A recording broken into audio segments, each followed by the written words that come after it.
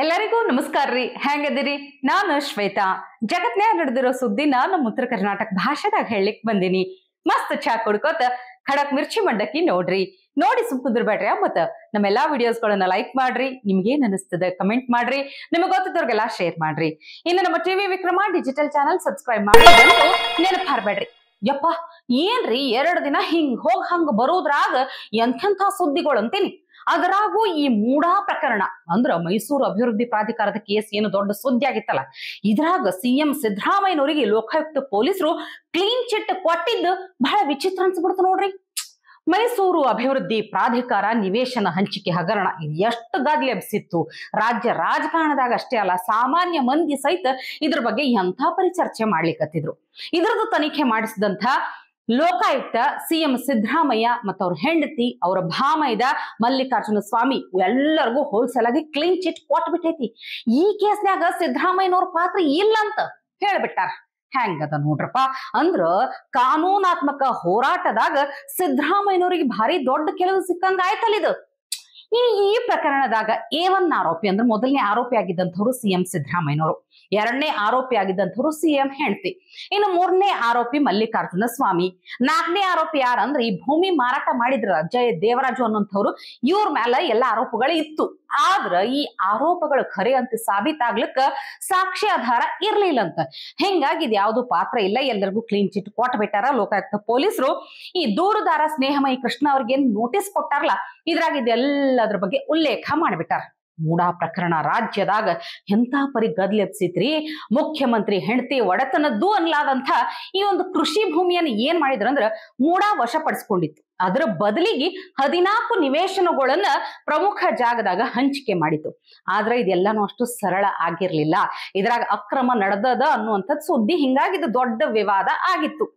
ಸಿದ್ದರಾಮಯ್ಯನವರು ಇದ್ರಾಗ ಪ್ರಭಾವ ಬೇರ್ಯಾರ ಅಂತ ಹೇಳಿ ಒಂದಲ್ಲ ಎರಡಲ್ಲ 3 ಖಾಸಗಿ ಕಂಪ್ಲೇಂಟ್ಗಳು ಬಂದಿದ್ವು. ಯಾರ ಬಲ್ಲಿ? ರಾಜ್ಯಪಾಲರಿ ಎದುರಿಗೆ ಬಂದಿದ್ವು. ಮತ್ತೆ ಇಷ್ಟು ಕಂಪ್ಲೇಂಟ್ಗಳು ಬಂದ ಮೇಲೆ ಇರ್ಲಿ ಸಿಎಂ ವಿರುದ್ಧ ತನಿಖೆ ಆಗ್ಲಿ ಅಂತ ರಾಜ್ಯಪಾಲರು ಅನುಮತಿನೂ ಕೊಟ್ಟಿದ್ರು. ಈ ಪ್ರಕರಣದ ತನಿಖೆಗೆ ಹೈಕೋರ್ಟ್ ಸಹಿತ ಸಮ್ಮತಿ ಸೂಚಿಸಿತ್ತು. ಇದಾದ ಮೇಲೆ ಲೋಕಾಯುಕ್ತ ಮೈಸೂರು ಠಾಣೆದಾಗ FIR ದಾಖಲಾಗಿತ್ತು. ಈಗ ನೋಡಿದ್ರ ಎಲ್ಲರಿಗೆ ಹೋಲ್ಸೇಲ್ ಆಗಿ ಕ್ಲೀನ್ ಚಿಟ್ ಸಿಕ್ಬಿಟ್ಟೈತಿ. ಇದನ್ನ ನೋಡಿದ JDS ನವರು ಒಂದು ಪೋಸ್ಟ್ ಹಾಕ್ಯಾರ, ಭಾರಿ ಅದ್ಭುತ ಐತಿ. ಏನಂದ್ರ ಕ್ಲೀನ್ ಚಿಟ್ ಟ್ಯಾಗ್ಲೈನ್ ಏನಂದ್ರ ಸದಾ ಸಿದ್ಧ ಮೋಸಗಾರ. ಕಥೆ, ಚಿತ್ರಕಥೆ, ನಿರ್ಮಾಣ, ನಿರ್ದೇಶನ, ಸಂಭಾಷಣೆ, ಸಂಗೀತ ಎಲ್ಲಾ ಸಿದ್ದರಾಮಯ್ಯನವ್ರದೇ. ನೋಡ್ರಿ ಭಾರಿ ಐತಿ. ಒಂದ್ ಕಡೆ ನಾಯಕ ಇಂಥ ಪರಿ ಸಿನಿಮಾ ತೆಗಿಯೋದ್ರಾಗದಾರ, ಎಷ್ಟು ಬ್ಯುಸಿ ಆಗ್ಬಿಟ್ಟಾರ. ಇನ್ನೊಂದ್ ಕಡೆ ಸರ್ಕಾರದ ಪರಿಸ್ಥಿತಿ ಹೆಂಗದ ಅಂತ ಕೇಳಿದ್ರ, ಒಂದ್ ಕಡೆ ಅನುದಾನದ ಕೊರತೆಯಿಂದ ವಿಶ್ವವಿದ್ಯಾಲಯಗಳು ಮುಚ್ಚಲಿಕ್ಕತ್ತಾವ. ಮತ್ತೊಂದ್ ಕಡೆ ಆ ಇಲಾಖೆ ಈ ಇಲಾಖೆ ಲಕ್ಷ ಕೋಟಿ ಗಟ್ಲೆ ಸಾಲ ಮಾಡ್ಲಿಕ್ಕೆ ತಯಾರಾಗ್ಲಿಕ್ಕತ್ತಾರ. ಒಟ್ಟನ್ಯಾಗ ಈಗಿನ ಕಾಂಗ್ರೆಸ್ ಸರ್ಕಾರದ ಪರಿಸ್ಥಿತಿ ಹೆಂಗದ ಅಂತ ಪಬ್ಲಿಕ್ ಟಿವಿ ರಂಗಣ್ಣ ಮಸ್ತ್ ಉಗಿದು ಪಿಂಕೆ ಹಾಕ್ಯಾರ. ನೋಡ್ಬಿಟ್ರಿ ಒಂದ್ಸಲ. ಗತಿ ಏನ್ರಿ ಭಿಕ್ಷುಕರು ಅವ್ರೀಗ? They are nothing but beggars. ರಾಜ್ಯ ಸರ್ಕಾರ ಡೌಟೇ ಇಲ್ಲ, ಗೌರವದಿಂದ ಭಿಕ್ಷೆ ಬೇಡುತ್ತಿರುವ ಸರ್ಕಾರ ಇದು. ಹಣಕಾಸಿನ ವಿಚಾರದಲ್ಲಿ ಒಂದು ಕಡೆ ಸಾಲದ ರೂಪದಲ್ಲೂ, ಇನ್ನೊಂದು ಕಡೆ ಈ ರೂಪದಲ್ಲೂ, ಇನ್ನೊಂದು ಕಡೆ 3ನೇ ಕಡೆ ಜನರ ಪ್ರಾಣವನ್ನ ಹಿಂಡುವ ರೂಪದಲ್ಲಿ. ಕೊಟ್ಟಿಲ್ವಾ ಗ್ಯಾರಂಟಿ? ಕೇಳಿದ್ವಾ ಬಂದು? ತಲೆನಲ್ಲಿ ಏನಿದೆ ನಿಮ್ಗಳಿಗೆಲ್ಲ? ಈ Congress government is nothing but A tax government. ನೀವು ಬ್ರಿಟಿಷರ್ಗಿಂತ ವರ್ಸ್ಟ್. ನೀವು ಆ ಲೆವೆಲ್ಗೆ ಕಂಡಿದ್ದ ಟ್ಯಾಕ್ಸ್ ಹಾಕೊಂಡು ಕೂತಿದ್ದೀರಿ, ಮತ್ತೆ ವಾಟರ್ ಬಂದಿದ್ದೀರಿ, ಮತ್ತೆ ಪವರ್ ಬರ್ತಾ ಇದಾರೆ. ಅಯ್ಯೋ ನಿಮ್ ಬುದ್ಧಿಗಿಷ್ಟು, ನಿಮ್ ತಲೆಗಿಷ್ಟು, ನಿಮ್ಮನ್ನ ವೋಟ್ ಹಾಕಿ ಜನ ಹೊಡ್ಕೋಬೇಕು ಚಪ್ಲಿನಲ್ಲಿ ಕಾಂಗ್ರೆಸ್ನವ್ರಿಗೆ. ಬೇಡ್ರಪ್ಪ, ಇನ್ನ ರಾಜ್ಯ ರಾಜಕಾರಣದ ಬಿಟ್ಟು ಸೀದಾ ದಿಲ್ಲಿ ಹೋಗೋಣ. 26 ವರ್ಷಗಳಾದ್ಮೇಲೆ ರಾಷ್ಟ್ರ ರಾಜಧಾನಿ ದಿಲ್ಲಿದಾಗ ಅಧಿಕಾರಕ್ಕೇರಿರುವಂತಹ ಬಿಜೆಪಿ ನೂತನ ಸಿಎಂ ಆಗಿ ರೇಖಾ ಗುಪ್ತಾ ಅವ್ರ ಆಯ್ಕೆ ಆಗ್ಯಾರ. ನಿಮ್ಗೆಲ್ಲರಿಗೂ ಗೊತ್ತದ, ಅಧಿಕಾರ ವಹಿಸ್ಯಾರ. ಒಂದಂದ್ರ ಮಹಿಳಾ ಸಿಎಂ ಆಗಿದ್ದು ಬಹಳ ಮಂದಿಗೆ ಅಚ್ಚರಿಯಾಗಿತ್ತು. ಇನ್ನೊಂದಂದ್ರ ಮೊದಲನೇ ಸಲ ಅವರು ಶಾಸಕಿ ಆದವರು.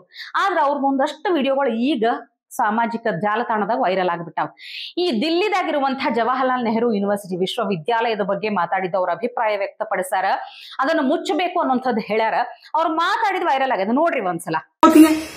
फ्री का खाते हैं वहाँ पे 10 रुपए, मात्र 10 रुपए महीने की फीस में वो लोग वहाँ पे हॉस्टल में रहते हैं, वर्षों पड़े रहते हैं। PhD के नाम पे 50-50 साल के वो आदमी वहाँ पे रह करके कि हम स्टूडेंट हैं और वहाँ पे रह रहे हैं, वो फ्री बिजली पानी इस्तेमाल करते हैं। आज यदि प्रशासन ने ये सोच करके कि वहाँ पे वो लाइट खुली छोड़ देते हैं, पंखे खुले छोड़ देते हैं, गीजर खुले छोड़ देते हैं, ऐसा सोच के अगर बिजली के चार्ज लगा दिए तो क्या बुरा किया है? कि आप जितनी बिजली इस्तेमाल कर रहे हैं आपको पे करना होगा, आप जो भी हॉस्टल का नुकसान कर रहे हैं वो आपको पे करना होगा। 10 रुपए में क्या होता है, 10 रुपए आप चलते चलते किसी भिखारी को भीख भी दो तो वो मना कर देता है कि 10 रुपए नहीं लूंगा, और ऐसे में आप पूरे महीने हॉस्टल का कमरा इस्तेमाल कर रहे हैं 10 रुपए। उसे यदि प्रशासन ने 300 रुपए महीना कर दिया, आप स्टूडेंट हैं, आप 300 रुपए अफोर्ड नहीं कर सकते। एक तरफ आप लाख रुपए का मोबाइल जेब में डाल के चलते हैं, 3000 रुपए की जीन्स पहनते हैं, 2000 रुपए की टी शर्ट पहनते हैं, दारू पीते हैं, सिगरेट पीते हैं, जूते पहनते हैं 8-8 हजार रुपए के। 300 रुपए अफोर्ड करने में दिक्कत है, उसके लिए संसद पे जाके प्रदर्शन करते हो, संसद का समय खराब करते हो, लोगों को मिसगाइड करते हो, देशद्रोही काम करते हो। ऐसी यूनिवर्सिटी जो इस प्रकार से गंदी हरकतें करे, देशद्रोही काम करे, दिल्ली में, देश में होनी ही नहीं चाहिए।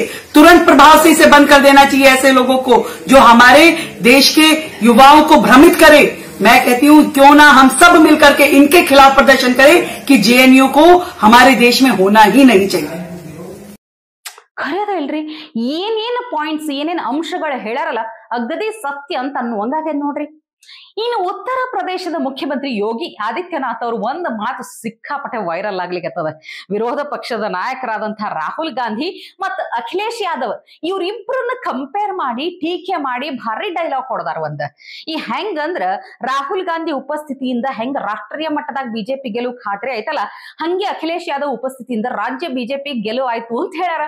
ಈ ದೆಹಲಿ ವಿಧಾನಸಭಾ ಚುನಾವಣೆ ಆಯ್ತು, ಅಯೋಧ್ಯೆ ಮಿಲ್ಕಿಪುರ ಉಪಚುನಾವಣೆ ಆಯ್ತಲ್ಲ, ಇದ್ರಾಗ ಬಿಜೆಪಿ ಗೆಲುವು ಸಾಧಿಸಿತ್ತಲ್ಲ, ಈ ವಿಜಯನ ಉಲ್ಲೇಖ ಮಾಡಿ ಭಾರಿ ಮಸ್ತ್ ಟಾಂಟ್ ಕೊಟ್ಟಾರ. ಕೇಳ್ರ ಅವ್ರ ಮಾತು ಮಜಾ ಐತಿ. देश अब इस बात को कहने लग गया है कि अगर श्री राहुल गांधी की उपस्थिति भाजपा की जीत की गारंटी है तो उत्तर प्रदेश में से अखिलेश यादव की उपस्थिति भाजपा की जीत की निश्चित गारंटी है।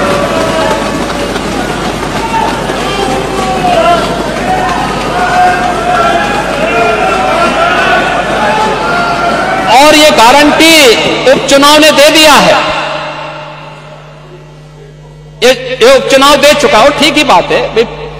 पप्पू और टप्पू में बहुत अंतर थोड़ा है, नाम का असर होता है, चच्चू ने वैसे थोड़ा नाम रखा है। ठीक है, चच्चू भी शांत हैं लेकिन समय आने पे अपना ओस दिखाएंगे। ಹೆಂಗದ ನೋಡ್ರಪ್ಪ, ಇಷ್ಟು ದಿನ ಪಪ್ಪುಗೆ ಯಾರು ಸಾಟಿನೇ ಇಲ್ಲ ಅಲ್ಲಿ ಕತ್ತಿದ್ವಿ, ಆದ್ರ ರಾಜ್ಯ ಮಟ್ಟದಾಗ ಅಖಿಲೇಶ್ ಯಾದವ್ ಅದಾರ ಅನ್ನೋದು ಯೋಗಿ ಆದಿತ್ಯನಾಥ್ ಅವರಿಂದ ಗೊತ್ತಾಯ್ತು. ಇನ್ನು ಇಂಥ ಯೋಗಿ ಆದಿತ್ಯನಾಥ್ ಅವ್ರದ್ದು ಉತ್ತರ ಪ್ರದೇಶದಾಗ ಹೆಂಗದ ಅವ್ರದ್ದು ಆಡಳಿತ ಅನ್ನೋದು ಬಹಳಷ್ಟು ಸಲ ನಾವು ನೋಡಿವಿ. ಆದ್ರೆ ಇಲ್ಲಿ ಒಂದು ರೀಲ್ ಇಷ್ಟು ಮಜಾ ಕೊಡ್ತದಂದ್ರೆ ಎಷ್ಟು ಖಡಕ್ ಅದಾರ ಅವರು. ಯೋಗಿ ಆದಿತ್ಯನಾಥ್ ಅವರ ಪ್ರಭಾವ ಹೆಂಗದ, ಅವ್ರ ಹೆಸರು ಹೇಳಿದ್ರ ಸಾಕು ಎಂಥ ಯಾರ್ ಬೇಕಾದ್ರೂ ನಡುಗ್ ಬಿಡ್ತಾರಂತ ಅನ್ಲಿಕ್ಕೆ ಇಲ್ಲೊಂದು ಭಾರಿ ಮಜಾ ರೀಲ್ ಅದ, ನೋಡ್ಬಿಡ್ರಿ.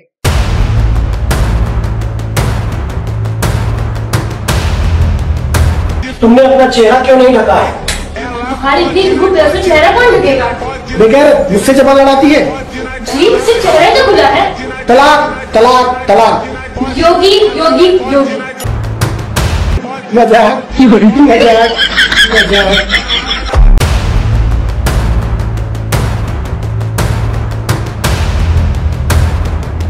ನೋಡ್ರಿ, ವಿಚಿತ್ರ ಆದ್ರೂ ಸತ್ಯ ಅನ್ನುವಂಗ ಇಂಥ ಸತ್ಯವಾದ ಅಂಶಗಳನ್ನು ವಿಡಂಬನಾತ್ಮಕವಾಗಿ ರೀಲ್ಸ್ ಮೂಲಕನೂ ಹೇಳಲಿಕ್ಕತ್ತಾರಲ್ಲ, ಅದು ಹಿಗ್ಗಿನ ವಿಚಾರ ನೋಡ್ರಪ್ಪ. ಇವತ್ತಿಗೆ ಸುದ್ದಿ ಸಾಕಲ್ಲ, ನಾಳೆ ಇಂಥವೇ ಮತ್ತೊಂದಷ್ಟು ಸುದ್ದಿ ತರ್ತೀನಿ. ಚಹಾ ಇಟ್ಕೊಂಡು ಮಿರ್ಚಿ ಮಂಡಕ್ಕಿ ನೋಡ್ಲಿಕ್ಕೆ ಕಾಯ್ಕೊಂಡಿರಿ. ಟಿವಿ ವಿಕ್ರಮ, ದೇಶ ನಿಮ್ಮ ಕೈಯಲ್ಲಿ. ಈ ಕಾರ್ಯಕ್ರಮ ನಿಮಗೆ ಇಷ್ಟ ಆಗಿದ್ದಲ್ಲಿ ಲೈಕ್, ಶೇರ್ ಹಾಗೂ ಕಮೆಂಟ್ ಮಾಡಿ. ಟಿವಿ ವಿಕ್ರಮದ ಕಾರ್ಯಕ್ರಮಗಳನ್ನು ನಿರಂತರವಾಗಿ ವೀಕ್ಷಿಸಲು ಸಬ್ಸ್ಕ್ರೈಬ್ ಮಾಡಿ, ಬೆಲ್ ಐಕನ್ ಒತ್ತಿ.